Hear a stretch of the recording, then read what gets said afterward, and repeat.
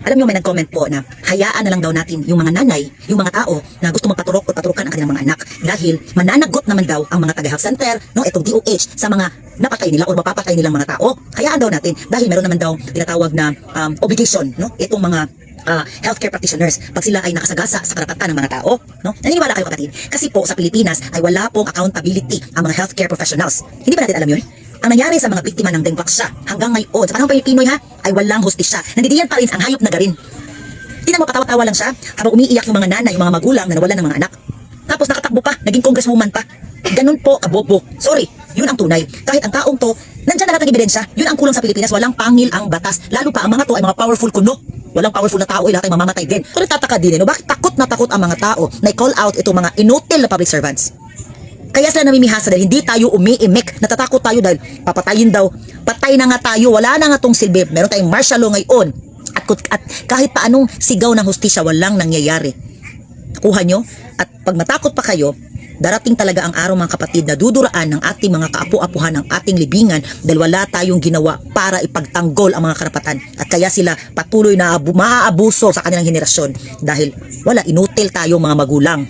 So eto po ipapakalat ninyo, mga kapatid. Sorry ha, nakakagalit eh. Dahil sabihan ka na, hayaan mo lang silang mamatay, no? Dahil mananagot naman ang DOH. Again, sa Pilipinas walang nananagot. Unlike in the United States at iba't ibang parte ng Pilipinas.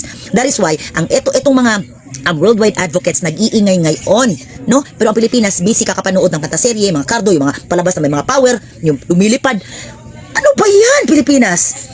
Tingnan nyo ha, sa ibang bansa, meron silang strong medical accountability. Meron silang obligasyon sa mga tao na nagawa nila ng kamalian. Dito walang nananagot. Ang mga healthcare workers ay they are held liable and accountable dito sa mga ginawa nila na kunwari negligence. Example ha, yun nangyari sa akin na kahit meron akong 7 ka-ultrasound reports na breech presentation ng aking anak, no, sa loob ng aking tiyan, pinilit pa rin ako ng midwife. Iyak ako ng iyak, tawagin nyo ang aking OB. Ayaw tawagin ng mga midwife doon sa pampublikong ospital sa loob ng airbase. Dahil tulog pa daw ang OB, yung military OB, tulog pa daw, no, ayaw nilang disturbuhin, kaya nagmamagaling sila. Ang nangyari, nabali ang aking anak hanggang sa namatay. Yun ay negligence. Sa Pilipinas wala nangyari, parang wala lang sila, no? Pero sa ibang bansa, like in the United States, no? Medical practice litigation, patients can sue for negligence and receive substantial compensation. Lahat na nagawa nila ng kamalian, mga malpractices, mishandling, yung aking mishandling yun eh, binabayaran, nakukulong, pinagdudusahan, binabayaran. Sa Pilipinas, wala. Natatawa pa. Nandidiyan, no? Hindi man masuspend. Wala yun. Ayo, oy. In Canada, tapos nyo ha, sa US, meron pa sila dito na, meron silang state licensing and regulation where healthcare professionals are strictly regulated. Ganun din naman sa Pilipinas. Kung wala stricto, may PRC. Pero wala, oy. Karamihan mas yung mga nurses. Sorry. Namik mga classmate, nangopia lang sa akin dati. Nurses, mga tapos mga very proud, very mga bugira ba yung iba. Hindi naman lahat. Hindi sa karamihan. Kung slight lang na mga gayon sila na karating sa ibang bansa yan, tapos parang hindi ka nila papansinin, gano'n, no? Pero sa una, ang galing mangupya, hindi ka na papansinin ba? Anyway, may attitude pa tayo dito sa Pilipinas, no, ng mga nurses, mga doktor, maiila na, pag tingin nila na maligali ka pasyente or in so much pain, tapos parang ang mukha, mga maldita, tuturukan ninyo ng kanang malaki yun na karayom. Anong diyan? The smaller the gauge, the bigger the needle. Ako, kasi medyo may pagkamaligalig ako, lalo pag hindi agad tinuturukan ng pain reliever. Huy, malaki din ang gamit. Kaya tinan nyo yung ano ko, ang daming tusok-tusok. Sobrang daming tusok-tusok.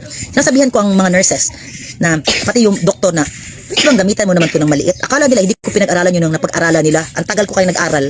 Hayop. Dami nyo talagang abusado diyan. Tapos tuwang-tuwa kayo, ipopost ninyo na nakaganti kami sa pasyente. Hindi nyo alam ang nararamdaman ng mga pasyente natakbo sa ospital. Kaya nga natakbo kasi may sakit, no? Hindi nila kaya na ang sakit. Tapos pagtatawanan pa nyo, ipopost nyo, you are so proud, no, for putting in that very big needle. Hayop man mo eh. Mayas kayo nga diyan. Wala mang may puso. Abi na ang nurses kayo, na-empathy, yun ang itinuro. Mag-empathize sa mga pasyente. Minimal ninyo eh. Masaktan kayo, mga bobo. Ngayon, ito pa ako sa US, Vaccine Injury Compensation Program.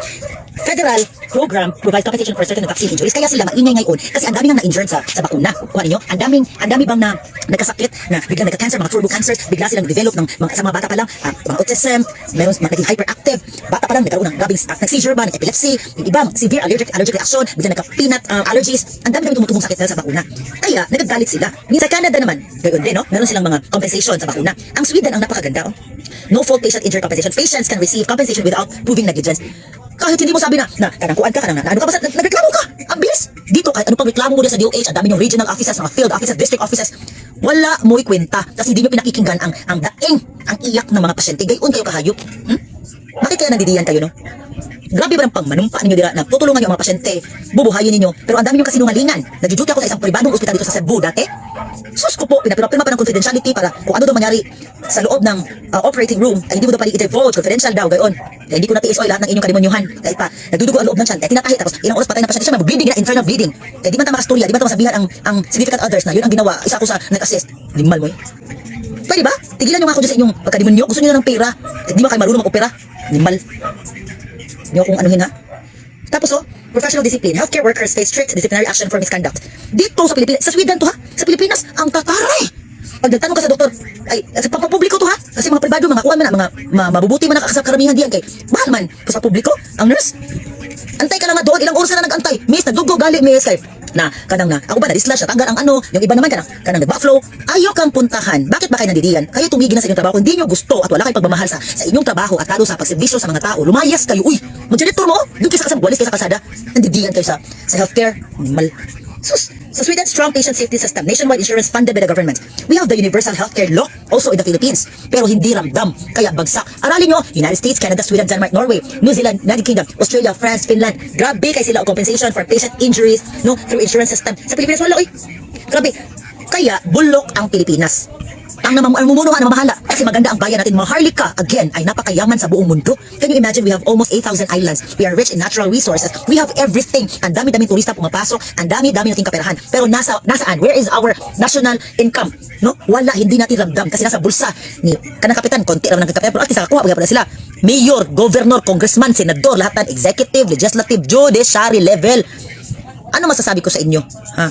Puro kayo mga inutil, mga satanas, demonyo, wala kayong awa sa tao, kayo lang nabusog. Can you imagine ang Philippine Air Force? Walang maayos na eroplano, puro second hand. Ilang peraso lang binili yung brand new. Pero tingnan nyo silang Romualdez na Zaldico. Sus, kung kibaumi sa inyong mga poor, alam namin ang inyong mga binili.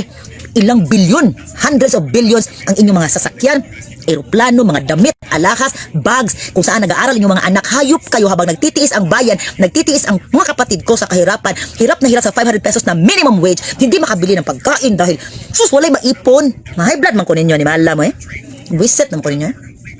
Namula na ko sa pagkapistian ng mga buang. So, sa Pilipinas, mula na sa kabuang aning mga.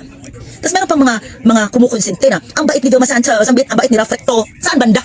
Binuhay mo 33 years si Rafrecto. Saan naman ginawang kabutihan? Di naman mukha. Malalaman mo talaga sa tao, no? Yung mga tao hindi marunong magalit, kunwari sa Santo, kanang bait-baitan, ang linis tingnan, nakaputi, ang buhok baka nang kuan ka na galing na.